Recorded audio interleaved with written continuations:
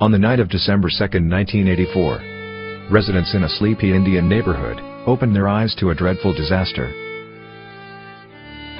On that night, thousands died in their sleep. Many others died on the streets. The air of an entire city was filled up with tons of toxic gases.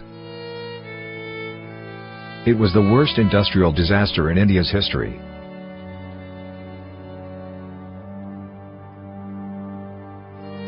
The Bhopal gas tragedy. The whole story started way back in 1969, when India was in the middle of Green Revolution.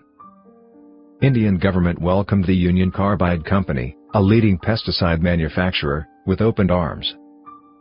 The company started its plant in Bhopal to produce a pesticide called carbaryl, under the brand name 7.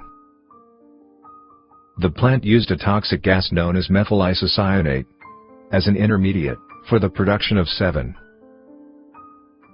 When humans are exposed to this toxic gas, it can cause severe eye irritation, breathlessness, vomiting, ultimately leading to death within hours. It also has another important property. It is soluble in water, but also reacts very aggressively with it. Contact with water causes liquid MIC to heat up, boil and vaporize, resulting in severe heat expulsion causing runaway exothermic reaction. As methyl isocyanate or MIC is a highly volatile gas, there were specific guidelines regarding its storage. The company had 3 underground storage tanks which stored MIC. One tank among them should be kept empty as a backup, so that it could store the excess gas from nearby tank. The storage tank should maintain a level of MIC less than 50%. By pressurizing it with inert nitrogen gas.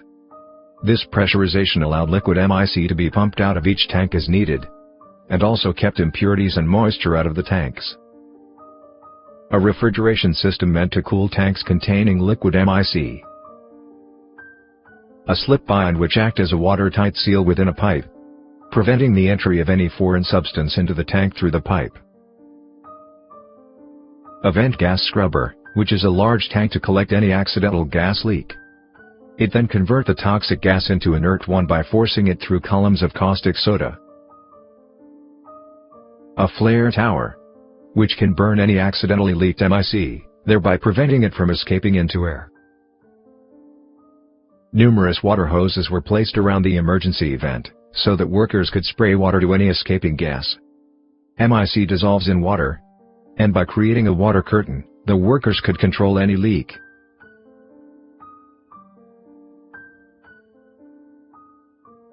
So back to our story. By 1980s, the company was not generating much profit as they expected. Many Indian farmers preferred other pesticides over 7. The company decided to cut down their expenditure in certain areas. They underinvested in safety managements in order to save money. These included lack of skilled workers, insufficient maintenance and inadequate emergency action plans. The Bhopal facility housed 3 underground liquid MIC storage tanks. The company installed a pipeline as a shortcut from the MIC storage unit to the nearby chemical processing unit. By late October 1984, tank 𝐬6 lost the ability to effectively pressurize nitrogen gas, which meant that the liquid MIC contained within the tank could not be pumped out. MIC accumulated inside the tank way more than 50%, and could not be pumped out. MIC is a dangerously volatile chemical, and these tanks were supposed to be kept cooled to 0 degrees Celsius. A refrigeration system meant to cool tanks containing liquid MIC was shut down in order to cut cost of freon gas. Along with it, the flare tower, to burn the MIC gas as it escaped, which had a connecting pipe removed for maintenance and was shut down. Many vent gas scrubbers had been out of service due to poor condition. There were many incidents of minor leaks even before, with which the workers were familiar. These all events made the ideal background for an inevitable disaster. On the late evening of December 2, 1984, operators tried to clear a clog within a pipe, which connects the MIC tank to the plant's main piping system by flushing contaminants out with water. But the valve which prevented the backflow of water to the tank was found to be faulty. Even if the valve fails to function properly, there was another safety measure known as the slip band, which could have prevented the water entry by forming a watertight seal between the pipes. Unfortunately, this was also not installed, which helped the water to enter through the pipes. Water eventually reached the storage tank E610, which already has lost its ability to effectively pressurize nitrogen gas. Now 42 tons of methyl isocyanate has been exposed to water. By 11:30 p.m., the pressure gauges connected to the tank reached 10 unit from 2. It was initially ignored by the operators as they presumed the gauge to be faulty. MIC began to react aggressively with water, resulting in heat generation. Within minutes, the reaction mixture inside the tank began to warm up. This process could have been delayed if the refrigerating system was functioning properly, but it had been switched off months earlier to cut down the cost.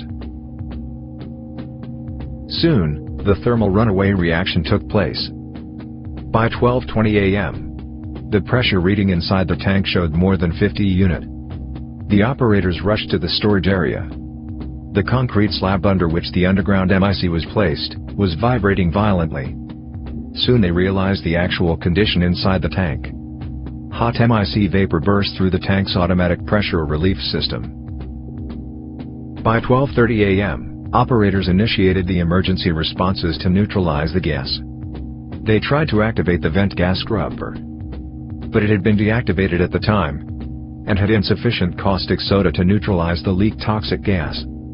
Then they tried to kickstart the flare tower to burn the MIC gas as it escaped. But at that time, it was disconnected from the plant pipe system for maintenance. At that point, nothing could have been done to stop the release. Employee triggered the plant's alarm system at 12:50 to alert the public. But it was too late. Tons of toxic gas has already escaped into the air. The highly toxic substance made its way around small towns near the plant. On that night, about 3,000 people were killed instantly and condemning many others to a future of prolonged pain, cancer, genetic disease and much more. Even today the scale of their sufferings has not eased. Meanwhile, Union Carbide Corporation argued that water entered the tank through an act of sabotage. Water entered the tank when a rogue employee hooked a water hose directly to an empty valve on the side of the tank. Many legal battles were fought against the Union Carbide Company and the employees for years. The extradition of Warren Anderson, who was the CEO of the company at the time of the disaster, failed. In 2010, 7 former employees of the plant were convicted for death by negligence and sentenced to 2 years imprisonment and a fine of about $2,000 each.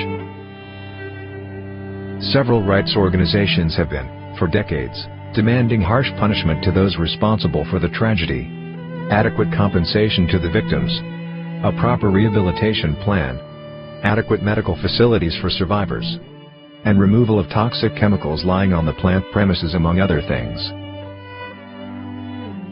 But the wait for justice for the survivors of one of the world's biggest industrial catastrophes still continues.